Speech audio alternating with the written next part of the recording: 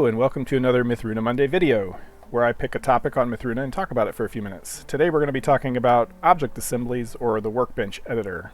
And that allows us to put multiple blueprints together into compound objects, rotate the different parts around, scale them up and down, and potentially create animations, hinge joints and things. Today we're going to be continuing on where we left off before.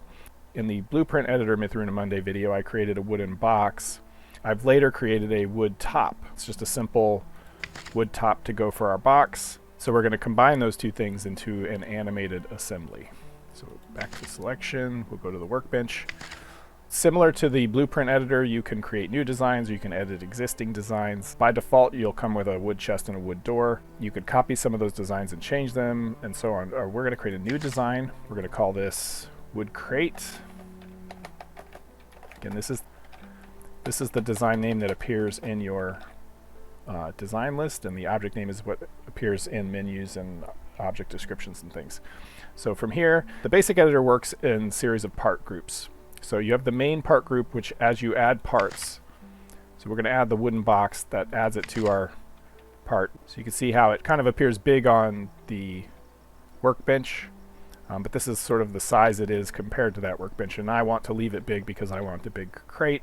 Makes it a little harder to use. You can actually zoom out with the Z key.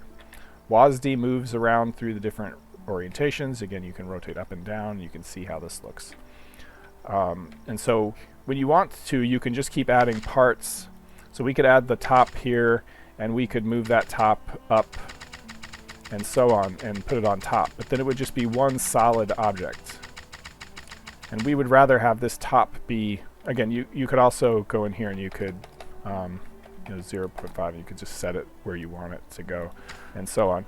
But we don't like that. I want to make this an animated part, so we're going to remove that top and we're going to create a hinge.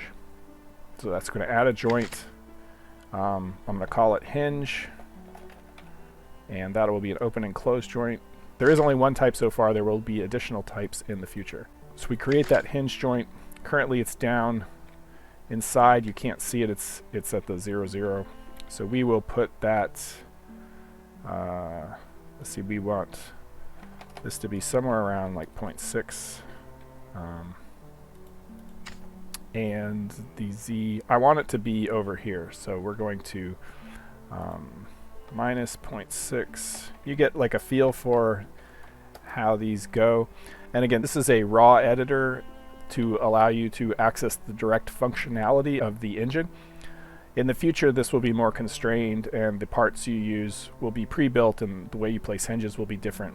So this is basically exposing the underlying data structures directly, which is why it's a little bit sort of tedious to do, but it gives you ultimate complete flexibility in how you do it. So we want that hinge to be right up here, so we're going to raise that up a little bit more.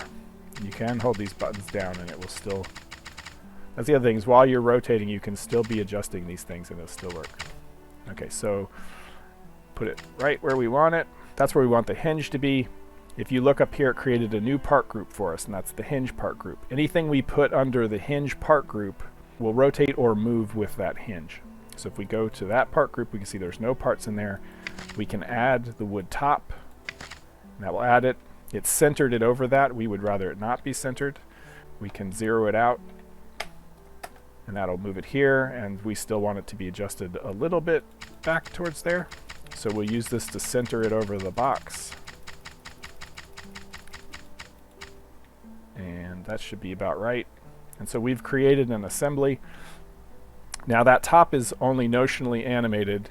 If we go back to the base so we can see our hinge, we can select that and we can say open and close, and it's going to move this. So this is the closed position, and that's the one we've set.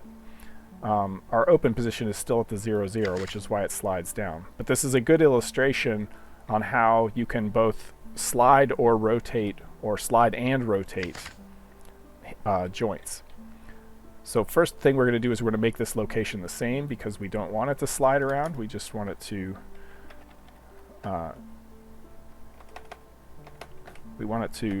just rotate in place. Okay, so now we've got that. We can say open and close, and it's not going to make any difference. And so we want to see what the open position is, and then we're going to change the pitch to open that crate. And probably crates just open a little bit.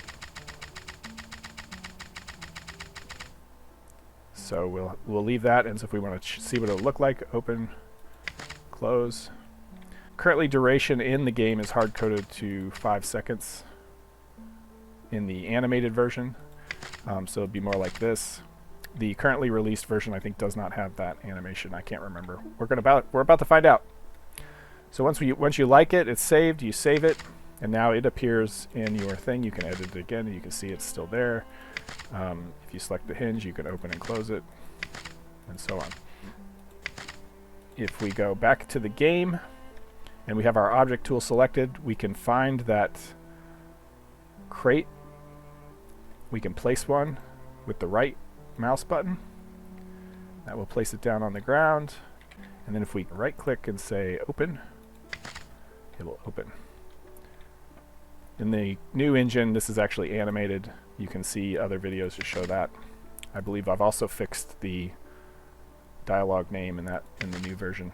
But you see the animation is hinged, and that is how you make an object assembly. The other thing I'll mention is here, when you place these down, they are actually solid by default, so you can actually physically interact with them. They start out solid by default because that's the way object assemblies work. That is this Mythruna Monday video. If you liked the video, please click the like button. If you are not subscribed to the channel, please consider subscribing and you get notified about the new videos I post. If you have any ideas for future Mythruna Monday videos, please post them as a comment and I will consider making a new video in the future. Thanks for watching.